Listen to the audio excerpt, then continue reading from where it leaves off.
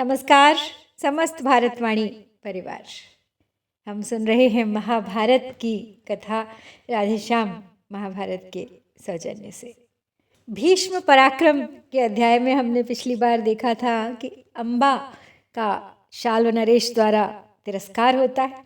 वो उन्हें स्वीकार नहीं करते और अपशब्द कहकर अपने महल से जाने पर बाध्य कर देते हैं।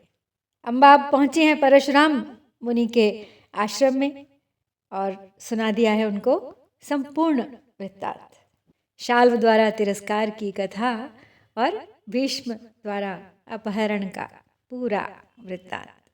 तो ये सब सुन के मुनि ने अम्बा को धीरज बंधाया, ये कहकर कि शाल्व महीपति को तो मैं जानता हूँ और उससे विवाह की स्वीकृति तो मैं तुरंत दिलवा सकता हूँ, लेकिन अम्बा अपनी इस दुर्गति का संपूर्ण श्रेय केवल भीष्म को ही देती हैं और शाल्व नरेश के पास पुनः लौट के जाना नहीं चाहती हैं। उनका कहना है कि जो कुछ भी मेरे साथ हुआ है उसका कारण केवल भीष्म है और अब मैं आपकी शरणागत हूँ और बस मेरी आपसे एक ही विनती है कि मेरी इस समस्या का कोई उपाय बताइए।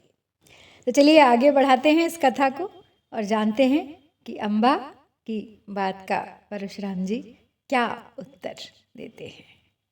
अम्बा के प्रति भीष्म का सुनकर दुर्व्यवहार, परशुराम मुनि को हुआ मन में क्रोध अपार। तुरत भेज एक शिष्य को देवव्रत के धाम, कहलाया आकर मिलो यथा शीघ्र अविराम। अम्बा को दे सांत्वना बहुविध पूर्ण काम, कहा होत्र वाहन सहित करने को विश्राम। इधर गुरु संदेश सुन भीष्म सहित उल्लास, संग हो लिए शिष्य के पहुँचे मुनिवर पास। साष्टांग दंडवत कर बोले क्यों कर सेवक को याद किया, छाती से लगा भगवन ने गदगद हो आशीर्वाद दिया। फिर पूछा वत्स कुशल तो है, तू जीर्ण हो गया क्यों कर है। तब के अब के देवव्रत में पृथ्वी नभ का सा अंतर है। वह सौम्य तेजमय दर्प पूर्ण मुख आज प्रशांत दिखाता है। झुर्रियाँ पड़ी हैं गालों पर, दुश्चिंता में सरसाता है।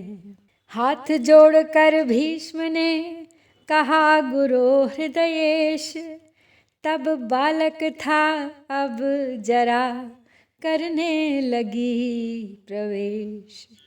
यह शरीर का धर्म है तरुण जरा अवसान, क्या आज्ञा है दास को कहिए कृपा निधान।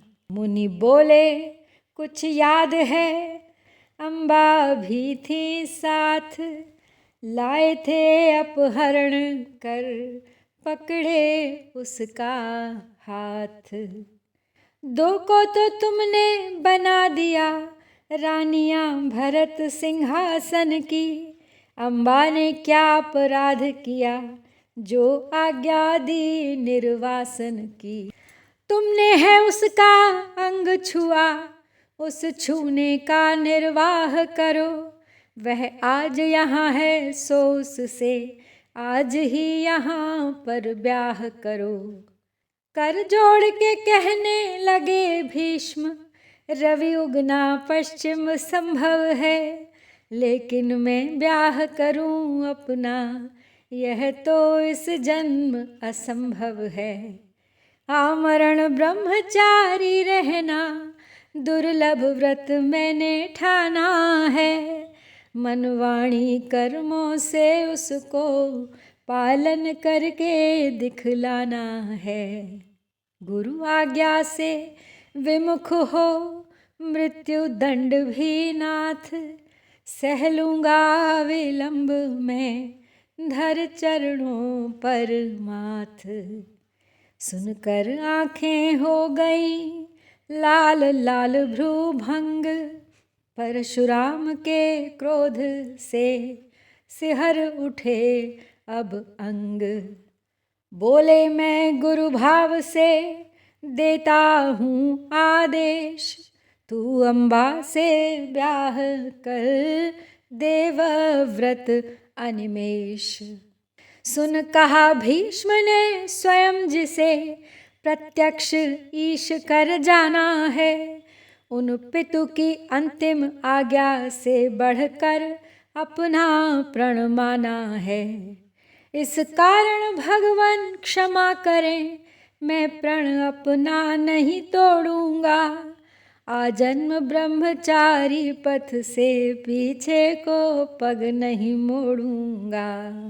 बोल उठे अति क्रुद्ध हो परशुराम मुनिनाह, क्या तुझको स्वीकार है बोल मृत्यु या ब्याह। कहा भीष्म ने मृत्यु ही गुरो धर्म अवतार, ऐसी परवश दशा में कर लूँगा स्वीकार। तो बहुत ठीक भार्गव बोले, ले अस्त्र शस्त्र अपना बाना, परसों मध्याह्न समय सज कर बस कुरुक्षेत्र में आ जाना। साश्चर्य भीष्म जी ने पूछा, क्यों शस्त्र सहित मैं हार चुका।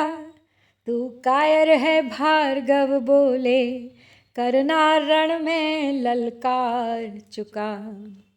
ललकार शब्द के सुनते ही स्वीकार शब्द मुख से कहकर, गुरु चरणों में करके प्रणाम आ गए भीष्म अपने घर पर।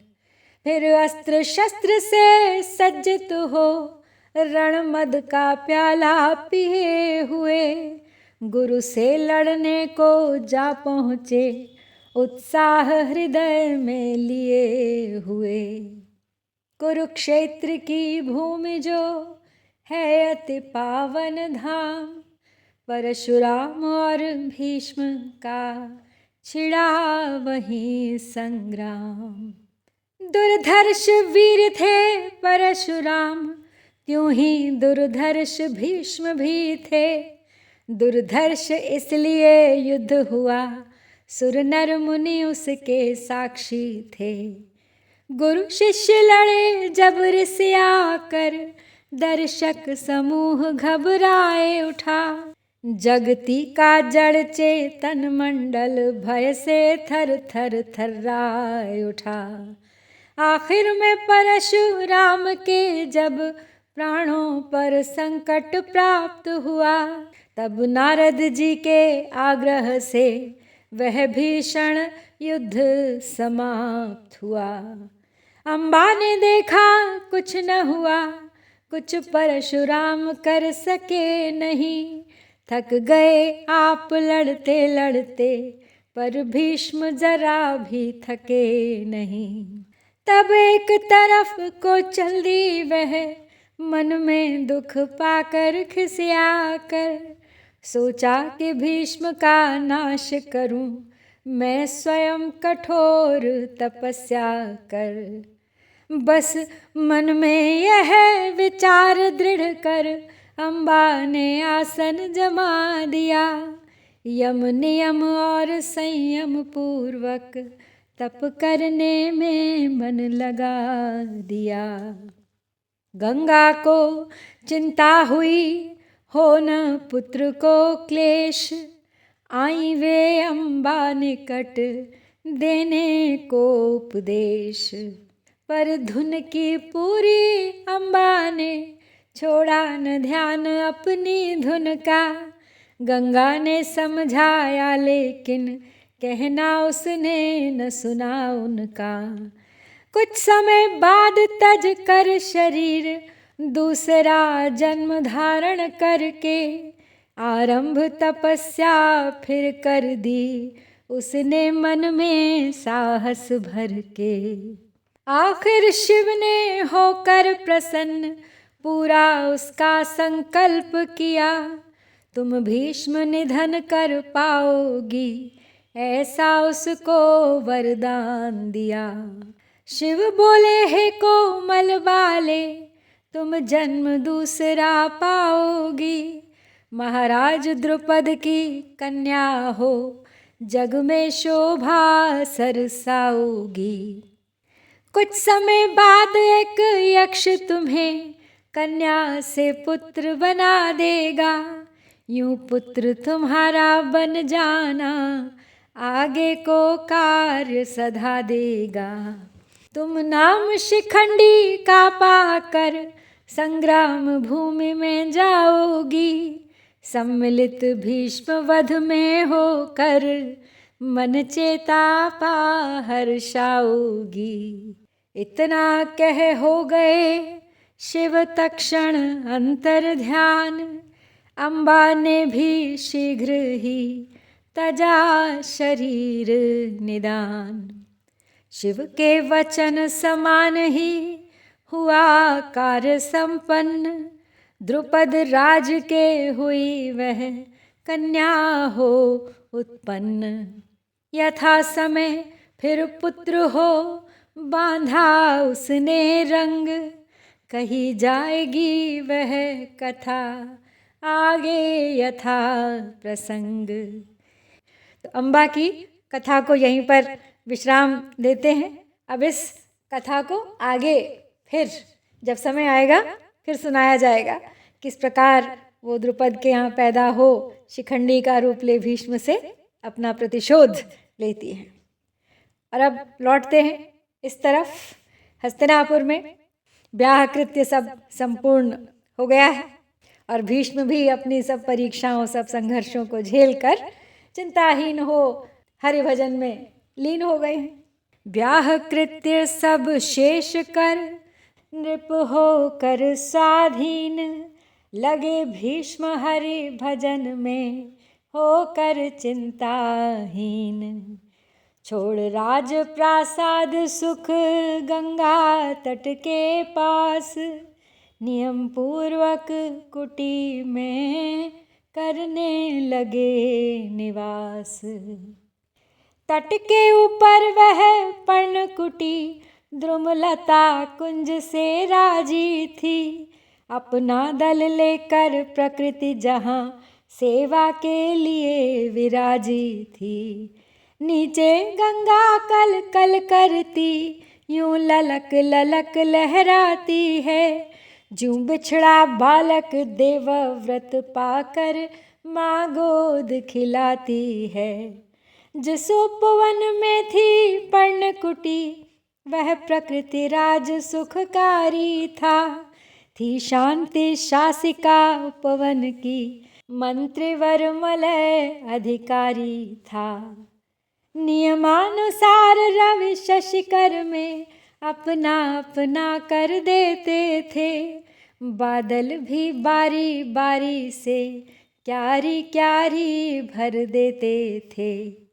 श्री भीष्म देव के स्वागत में उपवन में मचा महोत्सव था, रचने को आया था वसंत पल्लव पल्लव सारा नव था।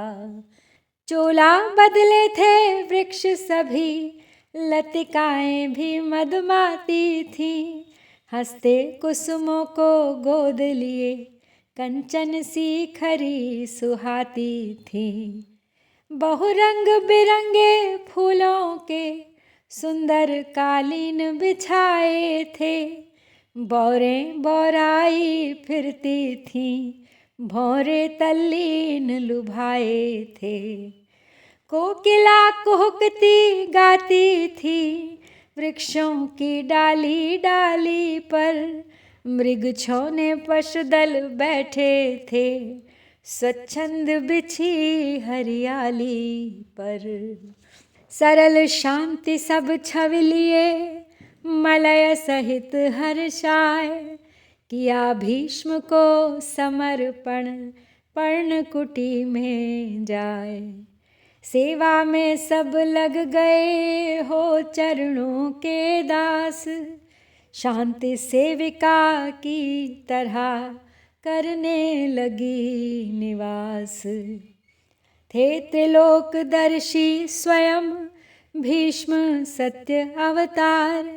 एक दिन आया हृदय में उनके यह सुविचार, भारतीय किस तरह से रह सकते स्वाधीन।